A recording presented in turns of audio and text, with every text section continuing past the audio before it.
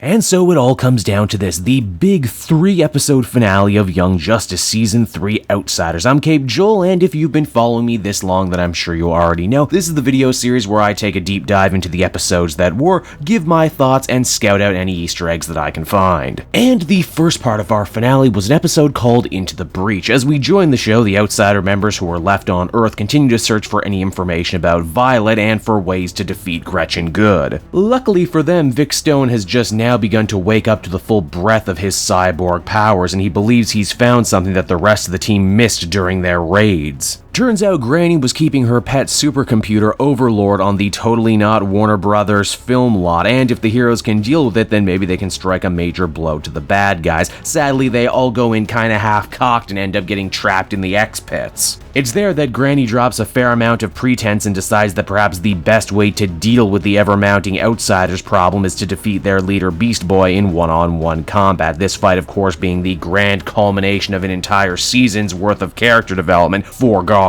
It's also an excuse to have a big green gorilla punch an old woman in the face, and if you aren't down with that, then really you gotta ask yourself what went wrong in your life. The fight itself, while short, was actually one of the better ones this season, bloody too. Hats off to Deborah Strang, the voice actress, who really takes things up a notch with Granny in these scenes. We really get to feel just how deranged and unhinged she's becoming. The fight itself also has multiple layers too, as Vic is able to interface with Overlord in the digital world, and by defeating the foe in cyberspace, he manages to cripple Granny's most secret weapon. Turns out Overlord was the thing that was allowing her to split into two separate entities, literally allowing her to be in two places at once. And with that illusion shattered, Vic is able to also rescue Violet from Granny's control, just in time for Halo to activate all of their auras at once, creating a rainbow effect that is very reminiscent of the original Halo's comic book costume. And wouldn't you just know, tasting this rainbow also frees the Justice League from Granny's control, in doing so saving the day. I guess this also puts a fine point too on why Cyborg and Halo were giving such focus all throughout Season 3.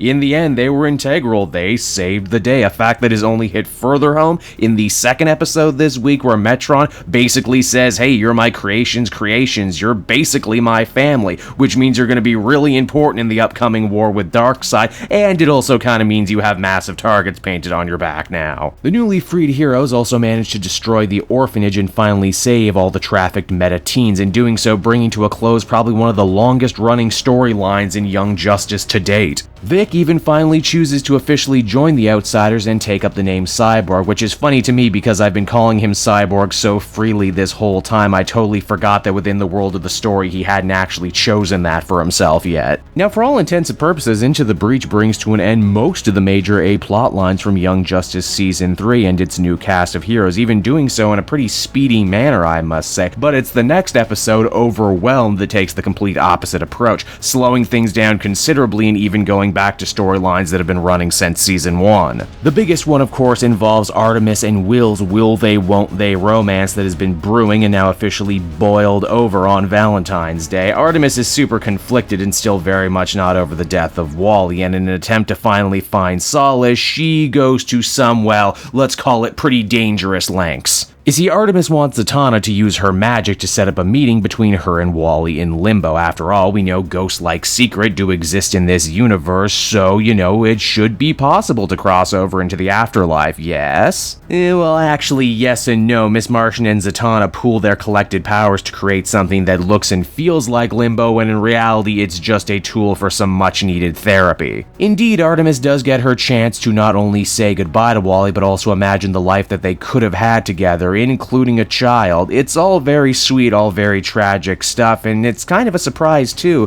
that they actually just didn't resurrect Wally in the normal way, especially considering that this is comic books, especially in DC comic books, when it seems like no speedster can ever seem dead for long. But, maybe that's a good thing for Young Justice to put down their foot and be like, hey, you know what, this isn't like the comics, dead actually means dead here. Now, at the other end of the episode, we have Forager. With Granny and her lackeys defeated, Fred could totally go back to New Genesis nemesis in the Hive, but he's come to really love Earth and its people. The only downside is that if he's going to stay, he doesn't want to have to hide who he is from the rest of the world forever. Connor feels that he might have just the answer, and together they go to Geranium Town, the new home of Double X and the Genomorphs. In a fun piece of continuity, Double X has taken up the name Dabney Donovan, aka the mad scientist in the comics who originally created Cadmus in the first place. The Genomorphs are of course totally okay with taking in Forger, but the subject quickly gets changed to Double X feeling like Superboy isn't doing near enough for his brothers, who unlike him, are still hated and shunned by the world at large. This was an odd little aside, but it comes back in a meaningful way later. I suppose it also ties into the bigger theme of this season, about not living in the shadows, being your true self, all that sort of good stuff, as well as tying back to some storylines from season 1 and 2 that never really got resolution. And even if it did feel just a little out of left field, it does actually come back in a meaningful way by the end. And on the subject of the end, we do enter the final episode of Young Justice Season 3, entitled Nevermore. As we discover, the Light is ready to make one final play to discredit the heroes of the Outsiders in front of the whole world, and to do so, they've broken Baron Bedlam out of jail and backed him in a coup to take over the nation. In a nice bit of everything coming full circle, the show ends where it all began, with a mission to Markovia. A mission that just so happens to bring together every major character from the season so far to deal with Bedlam himself, to rescue some political prisoners, and even those like the returning Black Lightning and Oracle who run the tech end of the operation. What none of them seem to know at first, though, is that Terra is still the Light's sleeper agent, and her mission is now to assassinate the Outsiders' leader Beast Boy, sending a message to the public that metahumans are indeed dangerous and untrustworthy. And just when it seems like the big Judas contract moment is about to come, they swerve us by saying that Batman and Artemis always knew that Terra was a double agent, but they felt if they kept her close,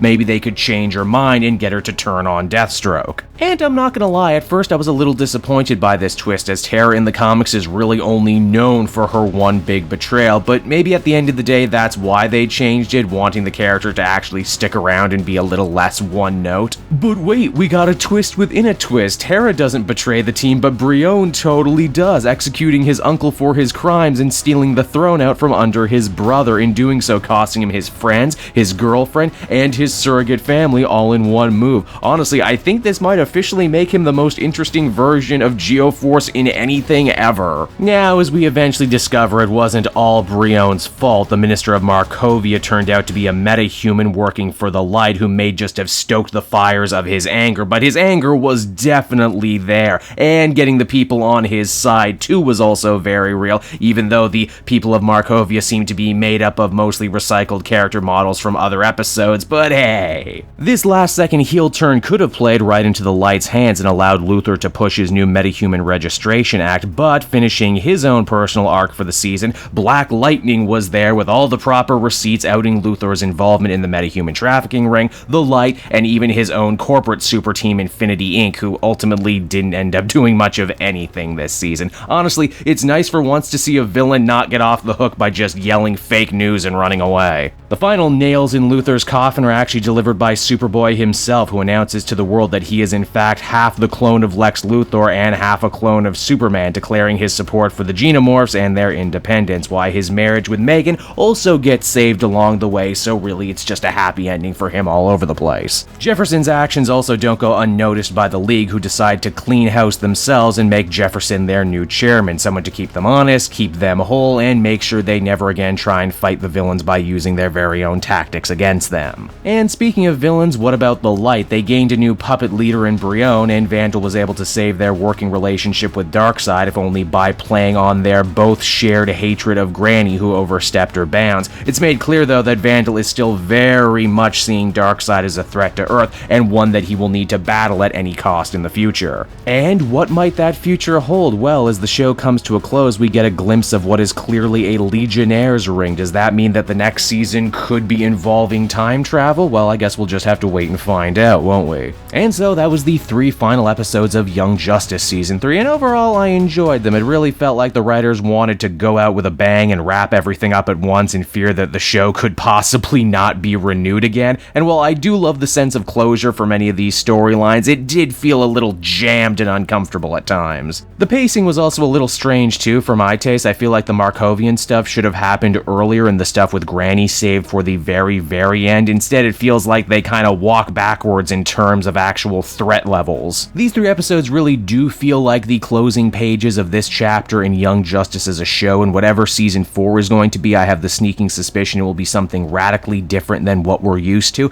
Corner cutting was an issue all season long, but hey, what do you expect when there's not a toy company here anymore to pick up half the slack? I do feel the big moments hit the way they needed to, and taken as a whole, what was good about these episodes and this season represent the show positively as a whole. So that will just about do it for me. Until next season, everyone, this is Cape Joel, and I want to thank you so much for watching, and if you found my channel because of these videos, I do hope you'll stick around because I do plan to do a lot more videos covering superheroes in animation. So until then, everyone, bye-bye.